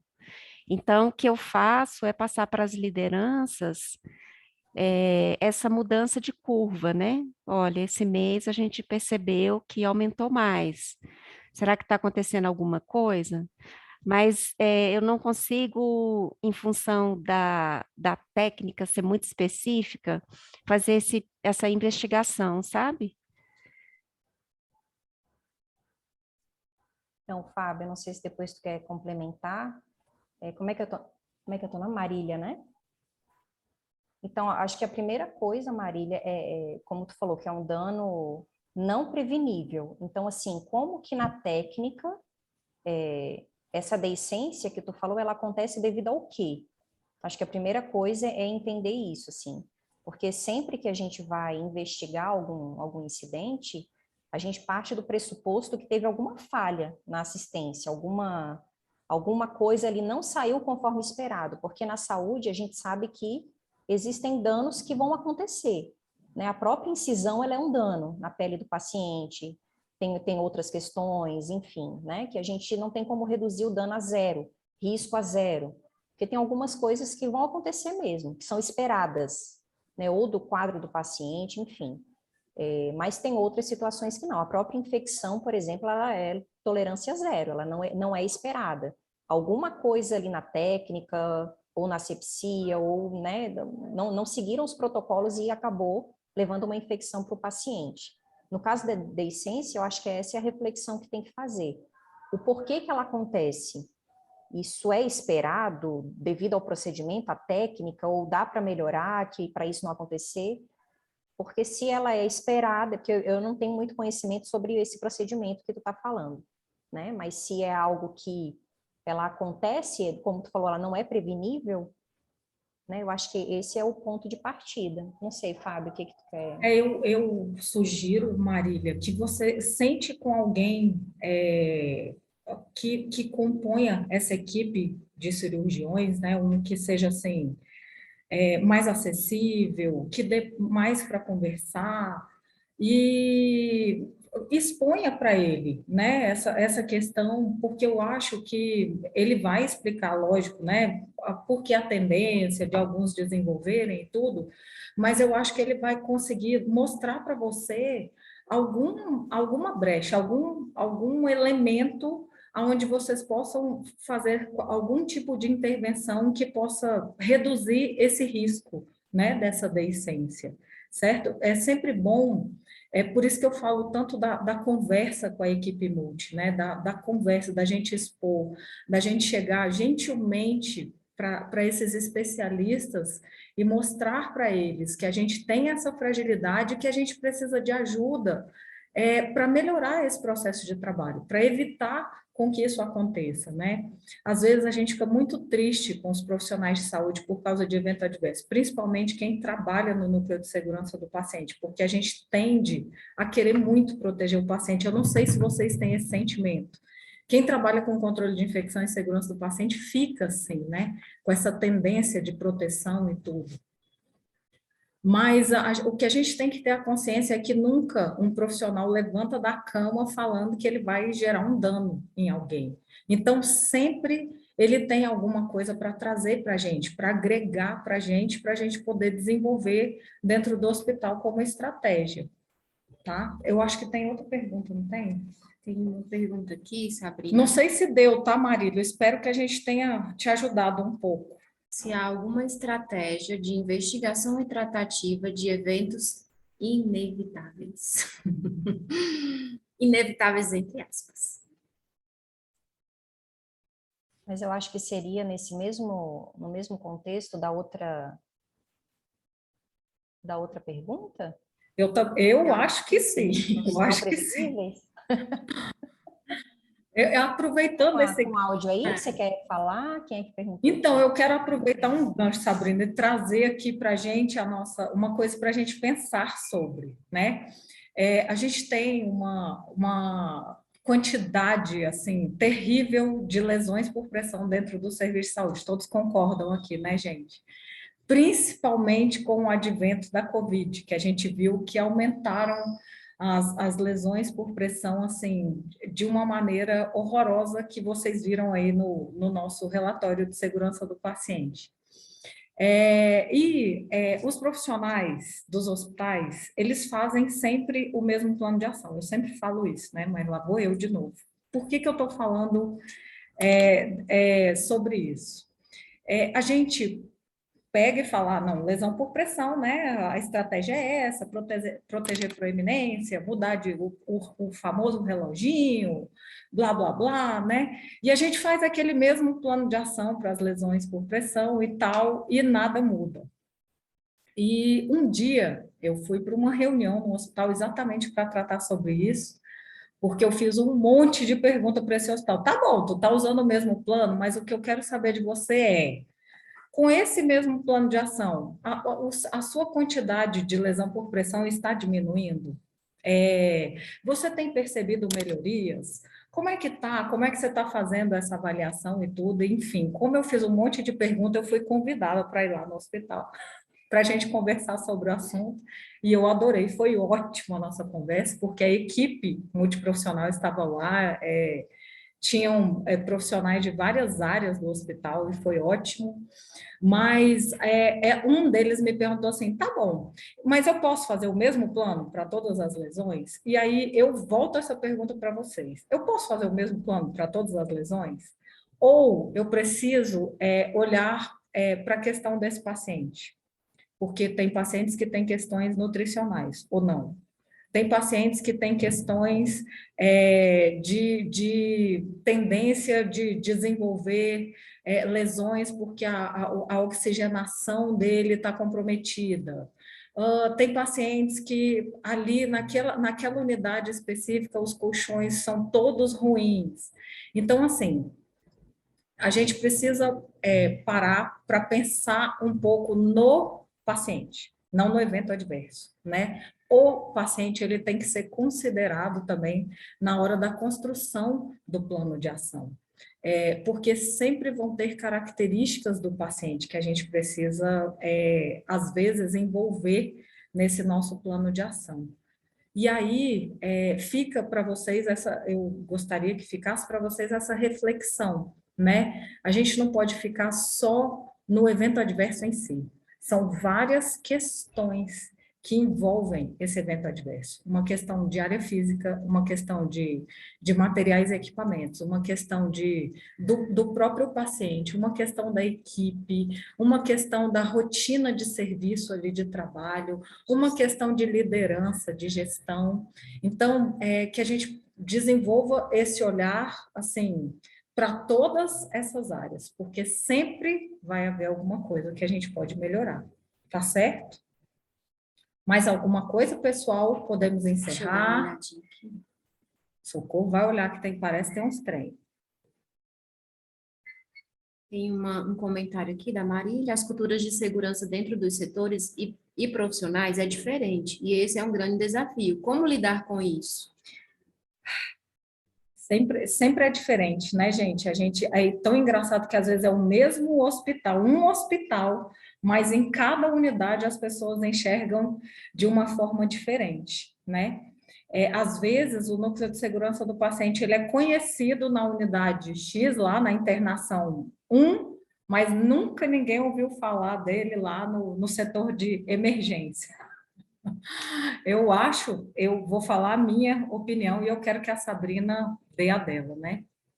Eu acho que a gente precisa sair da nossa sala, a gente precisa se tornar conhecido, a gente precisa chegar com estratégias novas, a gente precisa entender aquela unidade, entender por que aquela unidade tem uma dificuldade de deixar a gente se aproximar deles e desenvolver estratégias. Eu sempre falo que o controlador de infecção e o profissional que trabalha com segurança do paciente, ele tem que ser sumiu a palavra da minha cabeça.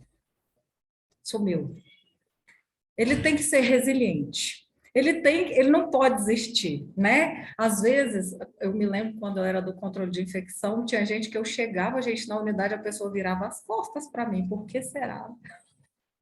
Né? Então, assim, a gente, poxa, tá virando as costas para mim, eu tô fazendo alguma coisa errada, não é porque o cara é chato, não, é porque a minha estratégia de abordagem para ele não é boa. Eu preciso olhar para mim como profissional de controle de infecção e segurança do paciente e melhorar a minha estratégia de abordagem, porque eles têm que nos enxergar como aliados sempre, gente, sempre aliados e exemplo. É uma coisa que a gente tem observado muito. A gente está chegando para fazer as inspeções e os profissionais da segurança do paciente do controle de infecção estão usando adorno. Ah, mas eu não sou da assistência, não é isso que falam? Ah, mas tá com aquele cabelão lindo, solto, tá com a unha, que agora está na moda, a unha de gel, né? Então, como é que você quer ser aliado? Como é que você quer chamar atenção se você não dá o exemplo? Mas, Fabi, eu não estou na assistência, não interessa, você é exemplo. Não é assim que ele vai te olhar. Ele vai te olhar como o cara que está indo ali mandar ele tirar a unha de gel e está usando a unha de gel. Como que é isso, gente? Ele vai te olhar como o cara que está mandando você calçar um sapato fechado e está usando uma sandalinha de dedo. Então, tudo depende da forma como nós abordamos essa equipe. Cada área você vai ter que usar uma estratégia diferente. Fabi, você falou muito do exemplo, né? A gente dá o exemplo para a equipe, para a cultura de segurança, a liderança também. O papel dela na área, assim, como que ela compartilha? Será que ela realmente discute as notificações que chegam? Sabe, os indicadores. Ai, vamos melhorar os indicadores, gente. Vamos sentar aqui. O que é indicador? Será que ela compartilha isso ou também está na mesma energia ali do resto da equipe? Então, assim, se você é o espelho, né? Se você é o exemplo, como que ele tem sido com relação à qualidade e segurança? Eu acho que, partindo da liderança, se ela fizer esse estímulo para o resto da equipe, a gente consegue, talvez, né, não é simples mudar a cultura, mas existe já relatos, né, de que é muito importante, assim, a liderança Sabina, nisso. tem dezenas de comentários parabenizando a sua aula, agradecendo, tá? O pessoal gostou bastante, tem muita gente aqui elogiando. Tem mais uma pergunta aqui, deixa uma dica, tá pedindo uma dica para você, para mudar da cultura punitiva para a cultura de notificação. Então, eu parto falando já do que eu estava falando agora. Liderança, acho que a primeira coisa, assim, é claro que o trabalho do NSP, da Unidade de Gestão da Qualidade, enfim, eu não sei como né, como chama em cada hospital de vocês. Primeira coisa é você disseminar e sensibilizar as pessoas com relação a isso. Vai começar por vocês, né? Não tem jeito, assim. E a cada ano, como que é sensibilizado, que tipo de campanhas vocês fazem, como que é a comunicação, que a Fabi falou muito, comunicação de vocês com as áreas, né, a proximidade e tudo mais, como que é essa relação, a postura de vocês, que exemplo vocês estão dando, porque, né, vai cobrar uma coisa ou vai conversar sobre uma coisa e você está o oposto daquilo, né, falando para não usar adorno de adorno, enfim. E em contrapartida, e a partir do momento que a gente fala sobre isso, sensibiliza, treina, a liderança, principalmente, tem que fazer também essa sensibilização específica com as lideranças para que elas sejam um espelho, né, e se comuniquem da forma como a gente espera, para que incentive as pessoas para notificarem cada vez mais e sabendo que aquilo não vai ter nenhuma punição, né, e explica para ela, e é claro que não adianta só explicar se na prática acontece outra coisa. Então, além de vocês, lideranças locais, a alta gestão também precisa comprar e estar junto com vocês nessa. Porque se vocês falam que ela é não punitiva, aí a partir do momento, então a pessoa confia, que vocês estão, né, treinando, dando todo o exemplo, aí a pessoa quando vai notificar, a chefia dela abre um PAD, abre um processo administrativo, ou manda ela para o comitê de ética, então, por mais que vocês falem, se a alta gestão e as lideranças não estiverem com vocês, vai ser difícil. Essa parte da cultura punitiva que eu estou falando, né? Porque a gente tem da cultura de segurança, tem várias coisas que a gente tem que trabalhar. Mas tem que estar todo mundo falando a mesma língua, comprando a mesma ideia, porque senão aí vai só por água abaixo. É uma eterna conquista, né, Sabrina? E engraçado também, não sei, alguns hospitais sofrem muito com isso, com o tanto que se muda as lideranças, né? Então, assim, quando você está todo feliz e contente, oba, o diretor já me conhece, já sabe meu nome, já sabe o que é segurança do paciente, não é aquele moço que fica lá na porta, né? E tal. Aí pega e muda. E aí a gente tem que começar tudo de novo. Por isso que eu falo de resiliência, né? Mas eles têm que comprar essa ideia. Porque se eles não comprarem essa ideia, a gente vai ficar meio que enxugando gelo dentro do hospital, né? E se você não está conseguindo conquistar o seu diretor e tudo, é o que eu falo, muda o seu posicionamento, muda a sua forma de abordagem, né? Eu acho que tem mais uma aqui. Eu queria falar brevemente, hoje o exemplo ele é muito voltado para a área hospitalar, né? Mas nós desejamos que vocês dos serviços de diálise, vocês dos serviços de cirurgia plástica, vocês dos hospitais oftalmológicos, possam um dia ser voluntários aqui para apresentar uma investigação de evento adverso na área de vocês, tá? O foco, a lupa, vai muito sobre os hospitais, porque é alta demanda, é o maior número de instituições, mas isso é totalmente aplicável, claro, adequando a realidade de cada instituição. Então, as clínicas de diálise, elas podem fazer uma apresentação para nós, falar de uma investigação na sua realidade, né, de elaboração de plano de ação, e vocês são convidados. Se houver entre vocês aí alguém com conhecimento e com experiência já nesse ramo, por favor, seja voluntário para estar também trazendo esse conhecimento para nós, assim como dos outros estabelecimentos, tá bom? E a atenção primária também precisa se envolver com isso. Evento adverso não acontece só na assistência à saúde de forma terciária, secundária. A atenção primária também acontece, é muito frequente. Então, a gente precisa envolver todos esses serviços e aprender com eles, né, que são realidades diferentes, tá bom? Então, o convite é abrangente aí para todos os serviços de saúde, seja qual for o nível de assistência. Isso. Outra coisa, Sabrina, antes da próxima pergunta, tá? Eu queria, hoje a reunião é para a CCIH junto, e o pessoal da CCIH, se tiver pensando assim, nossa, mas isso nem é da minha área, eu quero só voltar um pouquinho, segurança do paciente é uma responsabilidade de todos, né? E infecção é um evento adverso, um evento adverso também, tá? Que traz muito dano para o paciente. Vocês sabem disso, né? Só um lembrete aí para quem é novo na área. Mas é muito importante que essas equipes trabalhem juntos, né? NSP e CCIH. Na verdade, eu acho que são uma equipe só, com um objetivo só, que é trazer segurança para o paciente. E, claro, quantas vezes a pessoa da CCIH vai estar lá fazendo uma auditoria e vai ver que um paciente caiu na unidade, e ele pode chegar para a equipe e dizer, gente, o paciente caiu e isso é um evento notificável, tá? Não esqueçam de notificar. Assim como vice-versa, o NSP vai estar lá fazendo uma investigação e vai ver que, por exemplo, não aplicaram o bundle lá na inserção do catéter, ele pode dizer, gente, vocês estão esquecendo de aplicar o bundle. Então, gente, é um trabalho conjunto. O paciente, ele não se divide em medidas de controle de infecção, medidas de segurança do paciente, o paciente é um, né? E o benefício é para ele. Então, as equipes precisam quebrar essa barreira e começar a trabalhar de forma conjunta, pensando nesse benefício geral para os pacientes. Eu acho que não existe dúvida quanto a isso, né, Fabi? Com certeza. Com certeza. E se tiverem na mesma sala, melhor ainda, né? Muitos hospitais já têm essas equipes juntas na mesma sala para poder acontecer a discussão, né? Tem uma pergunta aqui que eu achei bem legal. O núcleo tem papel fundamental na investigação dos eventos adversos, mas isso exige uma maturidade institucional, certo? Com certeza. Com certeza. Sabrina falou muito bem disso, né? Principalmente se a gente enxerga isso como uma questão punitiva, né? Como que esse evento adverso ele é visto dentro do hospital, e eu vou mais além, pegando o gancho da Marília, dentro das unidades de saúde, porque às vezes uma unidade de saúde enxerga o evento adverso de um jeito e outra enxerga de outro jeito completamente diferente. Mas não exige só uma maturidade institucional, ela exige também uma experiência do profissional de segurança do paciente, ok? Então, se você assumiu esse papel agora e ainda não tem conhecimento na área, eu sugiro e recomendo a você que estude, certo?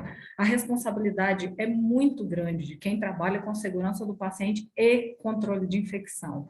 A gente não pode assumir um papel desse sem conhecimento, sem estudar, sem ir atrás. As coisas, elas mudam rapidamente, né? Um critério diagnóstico de infecção, ele muda praticamente todo ano. Um dia é para usar clorexidina na higiene bucal e outro dia já não é mais, a gente já está bem louco com isso. Estamos aqui com a pulga atrás da orelha com isso. Então, você não assuma isso sem estudar, não queira investigar um evento adverso que trouxe um dano para o paciente sem saber como conduz isso, né? Vá atrás, estude, manda e-mail para a gente, pede ajuda, mas para que isso não vire uma catástrofe geral, né? Já aconteceu a coisa ruim e você não sabe como conduzir, e a liderança também não sabe, vira uma lambança total, certo? Eu não sei se tem mais, eu acho que eu li mais uma que eu queria falar dela. Sabrina, se você quiser complementar. Tem. Aqui, ó, cultura de segurança dentro dos setores. Não, esse aqui já falamos, né? Já. Tá, uma outra coisa que eu quero finalizar aqui. Sabrina, você quer falar mais alguma coisa? Não, Fábio, pode Lá vou eu, encaminhar. você viu que hoje eu estou de língua solta, né? Mas sabe por quê, gente? A gente está, assim, muito afiado, porque a gente acabou de se debruçar nos relatórios de eventos adversos que foram os infecciosos e os não infecciosos, que a gente soltou aí para vocês, né? As principais iras do Distrito Federal e os eventos adversos notificados em 2021. E uma coisa que tem me chamado muita atenção é a questão do óbito relacionado à assistência. Todos aqui concordam que pacientes morrem por infecção hospitalar? Todo mundo? Todo mundo, né, gente? Isso é um evento adverso?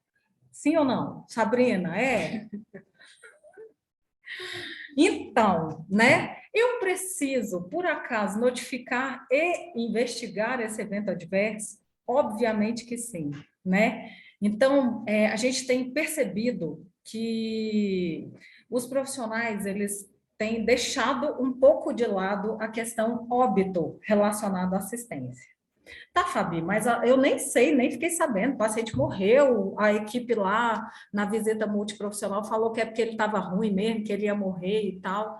Mas uma grande estratégia que a gente pode lançar mão é participar do comitê de óbito desses hospitais, certo? Dos hospitais. Por quê? Porque ali no comitê de óbito a gente vai ter muitas informações muito importantes. Sejam elas oportunidades de melhoria que a gente percebe durante a discussão do óbito, que está acontecendo um problema com a área X ou com a área Y, até os óbitos que realmente foram causados por eventos adversos. Então, às vezes, a gente não está nem sabendo que estão acontecendo óbitos relacionados à assistência dentro do hospital que a gente trabalha, porque a gente está alheio, a gente não vai atrás para saber por que esse paciente foi a óbito. Tá certo? A gente já fica assim, não, né? Foi inerente, era da doença mesmo e tal, mas será que foi? Será que tem alguma coisa a mais que eu posso fazer para evitar que óbitos assim aconteçam, né? Essa semana a gente teve um exemplo muito legal aqui na gerência de risco, que foi uma clínica que estava fazendo a sua busca fonada, né? E nessa busca fonada, a clínica descobriu um problema e já foi atrás para saber o que estava acontecendo. Então, é isso, gente, é a gente estar antenado no que está acontecendo com os pacientes que estão ali entregando a vida deles para a gente, seja numa clínica de cirurgia plástica, seja num hospital de olhos, seja num hospital, seja numa clínica de diagnóstico, numa clínica de diálise, né? A gente sempre pode melhorar. Nunca vamos esquecer disso. A gente sempre pode olhar para o nosso processo de trabalho e melhorar. Então, às vezes, o hospital já está totalmente maduro na cultura de segurança, a própria equipe que faz a sua investigação do evento adverso, e a gente ainda não deu esse passo a mais, que é olhar para esse óbito e entender se ali a gente poderia fazer alguma coisa. Tá certo? Então, vamos embora pensando sobre isso, porque se vocês olharem lá o relatório de segurança do paciente, vocês vão ver que a quantidade de óbitos relacionados à assistência do Distrito Federal é baixíssima, notificada, obviamente, porque a gente sabe que não é isso que acontece. E tem hospitais daqui no Distrito Federal que não notificaram nenhum óbito. Isso está certo? É isso mesmo? Né? Então, vamos parar para observar isso. Será que nenhum paciente morreu de infecção nesse hospital? Nenhum bebezinho na NEL, de um erro diagnóstico? Então, a gente precisa parar para olhar para esses óbitos também, tá, gente? Porque o óbito é o pior, né? O pior dano do evento adverso, porque ele vai ficar ali, né? O paciente foi a óbito e a família ficou com a dor, e a gente não vai fazer nada, né? Então, olhemos para isso também, ok? Para o pessoal da Secretaria de Saúde, Núcleo de Segurança do Paciente, semana que vem nós temos uma reunião presencial junto com a CATSP, né, a Câmara Técnica de Segurança do Paciente, aqui no auditório da Divisa. A gente está esperando vocês com todo o carinho, incluindo o pessoal das UPAs, tá? Para a gente conversar um pouco, tá certo? Agradeço a todos, vocês são sempre bem-vindos, obrigada por estar aqui com a gente, e contem conosco para o que a gente puder ajudar vocês aí, tá certo? Sabrina, obrigada, não vejo a hora de te Eu que agradeço. Beijão. Muito obrigada, viu? Socorrida. Obrigada. Tchau, gente. A gente está à disposição, como a Fabi falou aí. Vocês têm o nosso telefone, o nosso e-mail, né? Grande parte de vocês já são até nossos amigos próximos, de tanto que a gente se relaciona, e isso é maravilhoso. E é por isso que eu peço para abrir as câmeras para a gente ver o rostinho, que dá saudade, né? Mas é isso, vamos continuar, vamos ser perseverantes, porque qualquer um de nós somos os pacientes, né? Paciente, na vida todos somos pacientes, então vamos nos preocupar com a segurança e a proteção desses pacientes. Alguém quer falar alguma coisa? Sabrina, 1000 comentários elogiando e agradecendo, tá bom? Obrigada, Beijo, tchau. gente. Beijo, viu? Até a próxima. Obrigada, gente. Tchau, tchau. Tchau.